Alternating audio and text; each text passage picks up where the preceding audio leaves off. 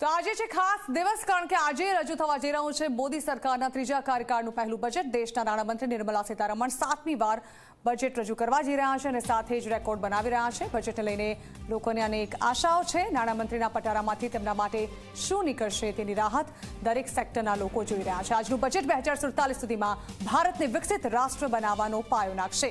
ગઈકાલે રાષ્ટ્રપતિએ તેમના ભાષણમાં પણ કહ્યું હતું કે બજેટ સરકારની દૂરગામી નીતિઓ અને ભવિષ્યના વિઝન પ્રભાવિત દસ્તાવેજ હશે। ખેડૂતો, મહિલાઓ, નોકરિયાત વર્ગ, બિઝનેસમેન, વેપારીઓને આશા છે કે નાણામંત્રી તેમના માટે કંઈક ને કંઈક ભેટ લઈને જ બજેટ રજૂ કરશે। ત્યારે નિર્મલા સીતારમણ નાણાં મંત્રાલય પહોંચી ચૂક્યા છે। સાથે જ રાજ્યમંત્રી પંકજ ચૌધરી પણ નાણાં મંત્રાલય પહોંચ્યા છે। તો ચર્ચાની ફરી એકવાર શરૂઆત કરવા જઈ રહ્યા છીએ। માત્ર અટકળો લગાવી શકાય તેમ છે કારણ કે બજેટ જ્યારે રજૂ કરવામાં આવશે, નાણામંત્રીનો જ્યારે પટારો ખુલશે ત્યારે જ ખરેખર આ પટારામાંથી શું નીકળે છે દેશવાસીઓ માટે તે ખબર પડશે। પરંતુ ઘણી બધી અટકળો છે અને શું આશાઓ સેવાઈ રહી છે તેના વિશે વાત કરી રહ્યા છે। મારી સાથે કોંગ્રેસ તરફથી હેમાંગભાઈ પણ જોડાયેલા છે। હેમાંગભાઈ, આમ જોવા જઈએ તો હવે તો એક મજબૂત વિપક્ષ તરીકે તમે ઘણી બધી ડિમાન્ડ્સ મૂકી શકો છો, પરંતુ એવું કહી શકાય કે આ બજેટ જે બની ચૂક્યું છે અને તે રજૂ થવા જઈ રહ્યું છે તેમાં સૌથી વધારે અસર જો બજેટને લઈને કોઈને થતી હોય તો મધ્યમ વર્ગ છે। ત્યારે એ પણ હોમ લોનમાં પણ એક રાહતની આશા સેવવામાં આવી રહી છે। તમને લાગે છે કે એના પર કોઈ કામ થયું હોય આ બજેટમાં?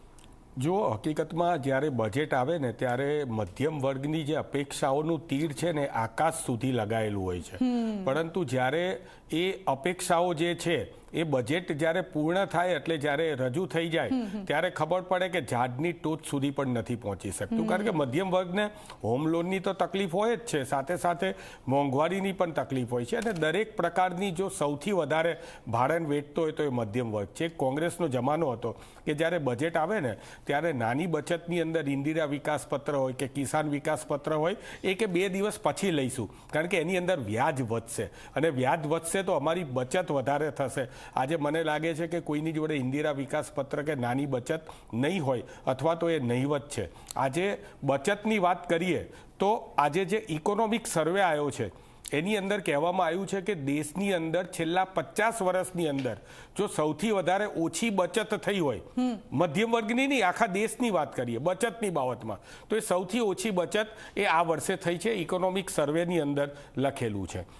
એક કરશનદાસ માણેકની લખેલી એક રચના છે કે દેવડીએ દંડ પામે ચોર મુઠ્ઠી ઝાડના અને લાખો ખાંડી લૂંટનારા એ મહેફિલે મંડાય છે। લાખો ખાંડી લૂંટનારા એટલે આ બધા જમીનના કેસો અને આ બધું જે મોટા લેન્ડ માફિયાની વાત કરીએ છીએ આપણે એની વાત કરીએ છીએ। કામધેનુને નથી મળતું સૂકું તણકલું, કામધેનુ એટલે આપણે બધા મધ્યમ વર્ગના લોકો, અને લીલાછમ ખેતરો જે છે આ ભ્રષ્ટાચારી આખલા ચરી જાય છે। ગરીબોના કૂબામાં તેલ ટીપું દોયલું અને શ્રીમંતોની કબર પર ઘીના દીવા થાય છે। 16 લાખ કરોડ તમે ઉદ્યોગપતિઓને માફ કરી દીધા છે, એ 16 લાખ કરોડ ઉદ્યોગપતિને માફ કર્યા। મધ્યમ વર્ગ જોડેથી પેટ્રોલ ડીઝલના ટેક્સના જે છે એ 30 લાખ કરોડ રૂપિયા અત્યાર સુધી ઘર દબોચી લીધા છે।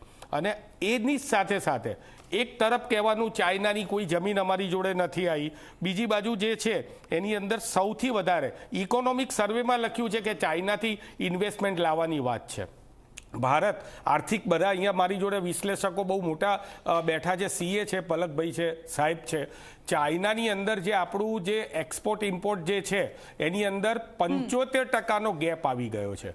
એટલે કે તમે જે ઇમ્પોર્ટ કરો છો એ ઇમ્પોર્ટ કરતાં જે એક્સપોર્ટ કરો છો એના કરતાં ઇમ્પોર્ટ છે એ 75% વધારે આવી ગયું છે। અને આમ આપણે આખો દિવસ ચાઇનાની વાત કરીએ છીએ। ખાદ્યની મહેંગાઈ છે આ ઇકોનોમિક સર્વેમાં 9.4% બતાવેલી છે। અનાજની મહેંગાઈ જે છે એ 7.5%, કઠોળ જે છે એ 16.9%, અને ખાસ તો જે સબ્જીઓ છે આજે પણ તમે આ ટીવી જુઓ છો, બહેનો જે છે એ ટમેટા લેવા જશે તો 100 રૂપિયા કિલો થઈ ગયા છે આવી સિઝનમાં કે જ્યારે 5-7-10 રૂપિયા મળતા હોય। એટલે આ બધી વસ્તુ છે ને આર્થિક સર્વેક્ષણની અંદર કહેવામાં આવેલું છે કે ચીનમાંથી FDI આવવું જોઈએ, આવું સ્પષ્ટ કહેવામાં આવ્યું છે। અને ખાસ કરીને બધી જ જગ્યાએ તમે જોવા જાઓ તો ચીનની આયાત, હું ફરીથી કહું છું કે 2020ની અંદર જે છે એ 68% ચીનથી ઇમ્પોર્ટ 20 પછી વધી ગયું છે અને સાથે સાથે એમનો જે આપણો વેપારીનો જે નુકસાન છે એ 75% થઈ ગયું છે. ખેડૂતોની તો વાત જ ના કરીએ તો સારું છે. કોંગ્રેસ એક જ જમાનામાં એક જ વખતે બજેટની અંદર કહી દે કે ખેડૂતોના દેવા માફ. અત્યારે ખેડૂતોના દેવા પણ માફ થતા નથી. ખેડૂતોની જે હાલત